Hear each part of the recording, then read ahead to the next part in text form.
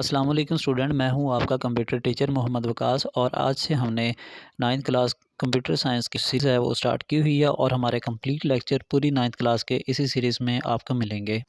और आज का हमारा टॉपिक है understanding of problem.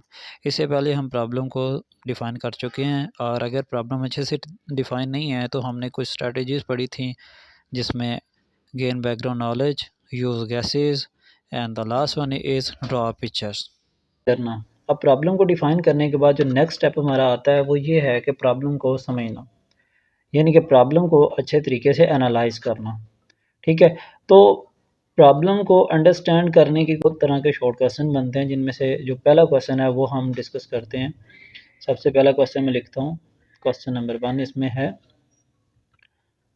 How can we analyse या फिर अंडरस्टैंड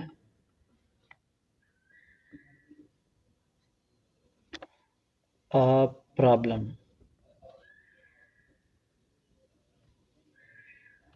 ठीक है, अब प्रॉब्लम को अंडरस्टैंड करना है या फिर प्रॉब्लम को एनालाइज करना है। एनालाइज का मतलब होता है प्रॉब्लम की जांच पड़ताल करना, उसे समझना। प्रॉब्लम को समझने के लिए हमें कुछ न कुछ चीज़ों की ज़रूरत पड़ती है, यानी कि प्रॉब्लम क्या है मेन, कब वाक़ई हुई, उसमें क्या-क्या चीज़ें आनी चाहिए, प्रॉब्लम क्यों है। इस तरह की जो चीज़ें हैं वो हम डिस्कस करेंगे, वो हम समझेंगे, तो ही जाके हम उस प्रॉब्लम को समझ पाएँगे। तो इसके आंसर में हम लिखते हैं, understanding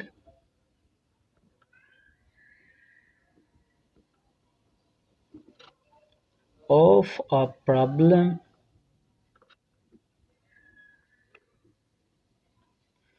is usually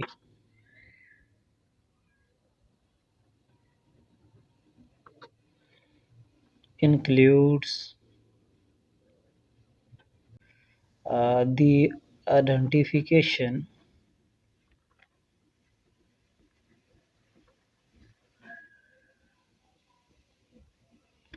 of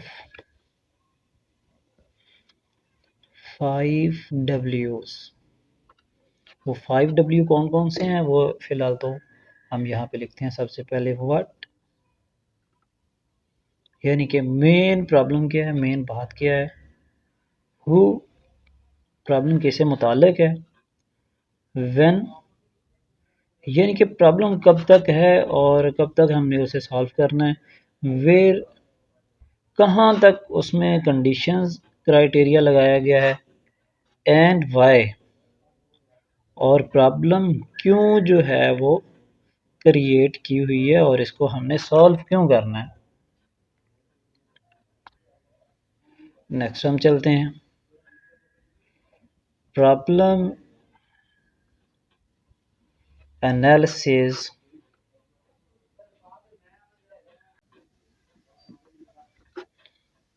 is the process to figure out 5 W's from a given statement। अब हम थोड़ा सा इसको अपने लफ्ज़ों में देखते हैं। देखो, सबसे पहले तो हमने बताना है कि प्रॉब्लम को एनालाइज़ या प्रॉब्लम को अंडरस्टैंड करने के लिए हमें ये 5 W का जो है ना वो पता होना चाहिए, जिसमें सबसे पहले है what, who, when, where and why. अब इन 5 W's के ज़रिए हम दी गई स्टेट में से प्रॉब्लम को एनालाइज़ कर सकते हैं। यानी कि अगर हमारे पास ये जो 5 W's हैं, इन 5 W's को हम अच्छे तरीके से किसी भी गिवन प्रॉब्लम या गिवन स्टेट में से फिगर आउट कर लेते हैं, इनको पहचान लेते हैं, तो हम प्रॉब्लम को अच्छे तरीके से एनालाइज़ कर लेते हैं, यानी कि अच्छे तरीके से प्रॉब्लम को समझ लेते हैं। इसके बाद अंडरस्टैंडिंग ऑफ अ प्रॉब्लम में नेक्स्ट हमारे पास जो क्वेश्चन आता है वो ये है कि प्रॉब्लम को जब हम समझ लेते हैं तो प्रॉब्लम को समझने के फ़ायदे क्या-क्या हैं? What are the advantages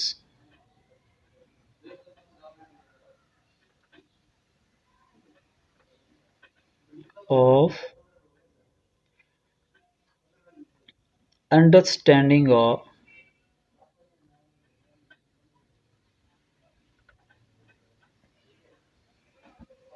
a problem.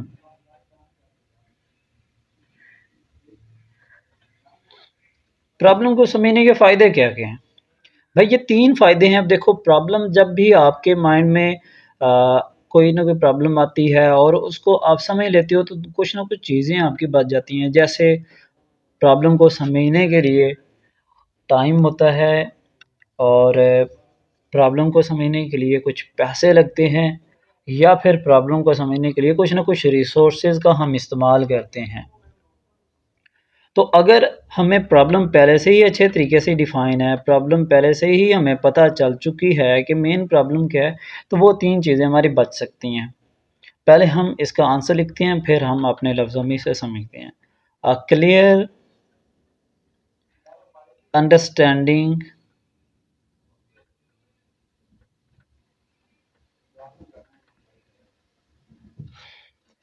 Of a problem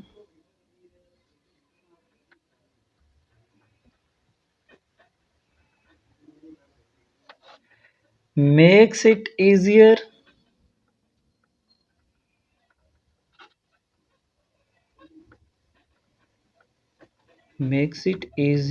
to solve. सबसे पहला हमें जो एडवांटेज नज़र आ रहा है वो ये है कि अगर हम प्रॉब्लम को क्लियरली अंडरस्टैंड कर लेते हैं तो हम उसे इजीली सॉल्व कर सकते हैं। इसके अलावा it also help to number 1 save money,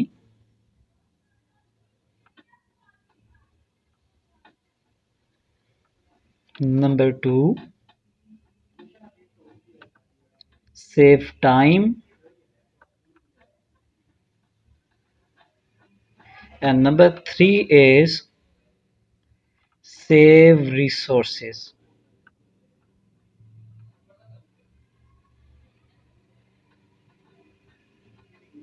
यानी कि फ़र्ज़ करो कि आपने जैसे बैंक्स में जॉब के लिए अप्लाई किया हुआ है तो आपको एक जॉइनिंग लेटर आ गया है और आपको पता नहीं है कि आपकी वहाँ पे पोस्ट क्या है, ब्रांच का पता है, आपको सिटी का पता है कि कहाँ पे जो है ना वो हमने जाके जॉइन करना है। अभी के लिए आपको ये नहीं पता कि आपकी वहाँ पे पोस्ट क्या है। अगर आपको ये पता चल जाता है कि आपकी पोस्ट क्या है, देन उसके मुताबिक आप इंटरव्यू की तैयारी कर सकते हो। लेकिन यहाँ पे तो एक प्रॉब्लम है कि पोस्ट कौन-सी है, फिर जाके तैयारी करें। सबसे पहली बात करते हैं सेव मनी। अब देखो उसके लिए यानी कि आपकी पोस्ट कौन-सी है, वो पता करने के लिए आपको क्या करना पड़ता है, आपको उसी ब्रांच में जाना पड़ता है, अपने पैसे खर्च करके, ठीक है? पैसे खर्च करने के बाद आपको पता चलता है कि मेरी ये वाली ड्यूटी लगने वाली है। अब देखो यहाँ पे जाने आपकी पेमेंट जो है ना वो खर्च हो रही है। इसके साथ-साथ आप अपना जो है ना वो कीमती टाइम में से वक़्त निकाल के वहाँ पे ब्रांच में गए हो और वहाँ से जाके आपने पता किया है। ठीक है? ये 2 चीज़ें तो समझ लग गई कि भई हमें उस प्रॉब्लम को समझने के लिए अगर खुद एफ़र्ट करनी पड़ती है, तो हमें ये 2 चीज़ें हमारी जो है ना वो सेफ़ नहीं होती। रिसोर्सेज़ का मतलब क्या है? रिसोर्सेज़ का मतलब होता है कि फ़र्ज़ करो कि आपने इधर बैठे ही आपने उसी किसी दोस्त को कॉल की है, वो उसी ब्रांच में यानी कि उस ब्रांच के नज़दीक ही कहीं रहता था। आपने उसे कॉल किया है, आपने उसे कहा कि भाई जाके पता करना कि मेरी इस ब्रांच में जो है ना वो जॉब लगी है, तो पता करके आना कि कौन-सी मेरी पोस्ट है। तो ये आपने रिसोर्सेज़ का इस्तेमाल किया। लेकिन क्या ये अच्छा होता कि आपको पता होता कि ये वाली ब्रांच है, इस ब्रांच में आपकी मैनेजर की पोस्ट है, ठीक है, तो आप इज़िली उसके इंटरव्यू की तैयारी करना शुरू कर देते हो। उसके लिए आपको ना तो पैसे खर्च करने की ज़रूरत पड़ती, ना आपका टाइम वेस्ट होता, ना ही रिसोर्सेज़ का इस्तेमाल होता। ठीक है? तो इसी तरीके से अगर प्रॉब्लम अच्छे तरीके से हमें समझ आ जाती है, हम उसे अंडरस्टैंड कर लेते हैं, देन हमारी ये 3 चीज़ें हैं जिसमें टाइम है, जिसमें मनी है और जिसमें हमारे रिसोर्सेज़ हैं, ये सेव हो जाते हैं। और पीछे हमने देखा प्रॉब्लम को अंडरस्टैंड कैसे करते हैं, तो वो हमने देखा कि 5 डब्ल्यूज़ की मदद की हम अपनी प्रॉब्लम को अंडरस्टैंड कर सकते हैं।